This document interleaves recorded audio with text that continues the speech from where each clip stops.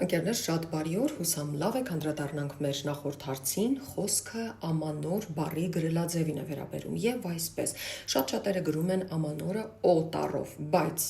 ամանորը պետք է գրել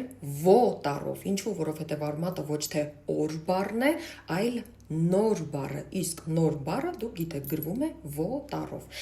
Բարդ բառ է ամանոր բառը, ուրեմն ամ նշանակում է տարի, գումարած ա հոդակապը, գումարած նոր բառը ամ ա նոր, ստացվում է նոր տարի։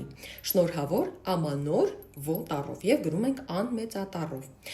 Եվ այսօրվա հարցը մենք քանի որ բլինչիկին անդրադարձել էինք, բայց բլինչիկի լիստերին չենք անդրադարձել, ուստի մեկնաբանություններում գրեք բլինչիկի լիստի հայերեն համարժեքը։ Խոսենք նաեւ մեր հրաշքը գրքի մասին, եթե ունեք, նկարեք շապիկը, տեղադրեք պատմությունների բաժնում, վրան նշելով վանդականիշ հայի բառարան հացի նման եւ իմեջերը ես կկիսվեմ։